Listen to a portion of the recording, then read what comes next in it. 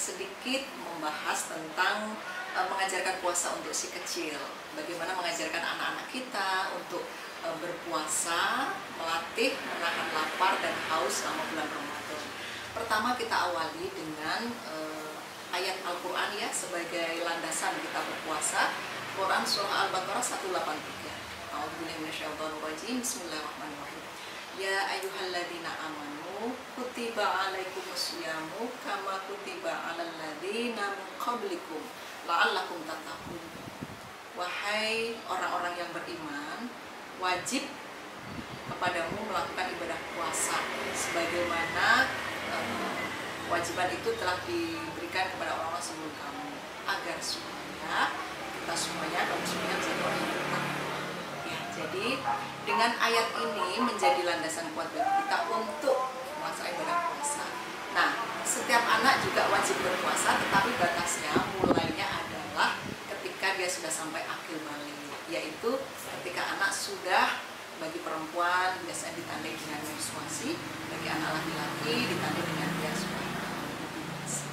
Nah, walaupun kewajiban puasa itu ketika anak sudah akil balik, umur sekitar 9-15 tahun, tetapi ini menjadi kewajiban orang tua untuk menyiapkan anak, mengkondisikan anak, sehingga pada saatnya dia harus berpuasa, itu anak sudah bisa menyesuaikan diri, baik secara fisik maupun psikologis. Secara fisik, secara biologis ya, kalau dari dokter ahli gizi itu mengatakan bahwa anak umur 7 tahun sudah bisa dilatih untuk berpuasa secara bertahap. Jadi setengah hari dulu yang beduk dan lanjut puasa lagi sampai maghrib.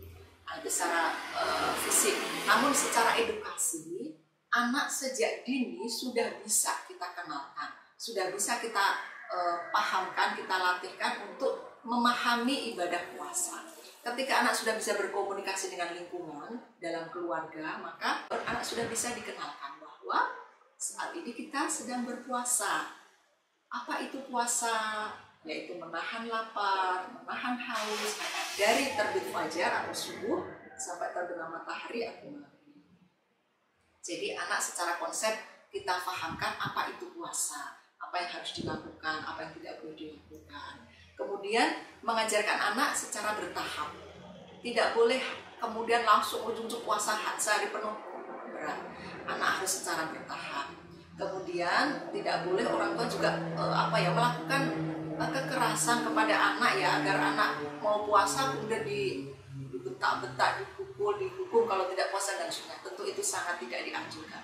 Orang tua harus bijak untuk mengajarkan anak bisa mengenal ibadah puasa ini dengan baik. Kemudian bagaimana agar anak merasa fun, merasa senang, bahagia, maka ciptakan lingkungan keluarga, lingkungan rumah yang menjadikan anak bahagia melaksanakan ibadah puasa. Tentu pertama dari contoh teladan orang tuanya, ayah bunda. Peran ayah sama pentingnya dengan peran bunda. Ayah bunda harus mencontohkan beribadah puasa, harus mencontohkan bagaimana bersikap ketika berpuasa, menghindari hal-hal yang negatif, marah-marah, ghibah, menjelekan orang dan seterusnya. Nah, dengan keteladanan yang diberikan oleh orang tuanya, maka dia akan meniru, karena anak itu imitatif ya, peniru ulung. Dia akan menirukan apa saja yang dilakukan oleh orang tua.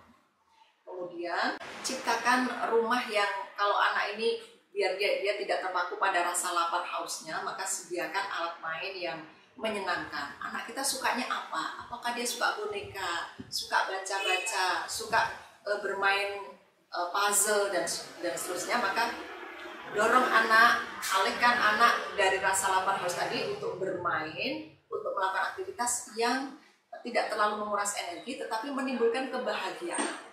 Kuncinya anak harus bahagia, harus senang. Nah, kalau anak sudah mulai mengerjakan puasa bertahap demi bertahap, ketika lapar kita menghibur, kita kuatkan gitu ya. Gak apa-apa deh, tinggal sedikit lagi, tinggal sebentar lagi. Ya. Lama-lama nanti dia akan melakukan pengkondisian dalam dirinya untuk jeda waktu yang lebih panjang. Dan jangan lupa ketika anak sudah mampu menahan lapar, haus sampai sore gitu ya, bahkan nanti juga sampai sebulan, jangan lupa pastikan orang tua harus kasih apresiasi, hebat, pinter, soleh, solihah. Kasih hadiah boleh, kasih apresiasi bagus, artinya itu penguatan, penghargaan bahwa perjuangan anak ini layak untuk kita beri, kita hargai, dan kita apresiasi, kita doakan mudah-mudahan putra putri kita ini bisa menjadi anak yang soleh-solehah, bisa mengerjakan ajaran-ajaran agama dengan baik, dan pada akhirnya ketika dia balik, dia bisa melaksanakan ibadah puasa tanpa harus dipaksa dan tubuhnya sudah enak untuk menjalankan ibadah puasa. Sahabat Aisyah, terima kasih. Assalamualaikum warahmatullahi wabarakatuh.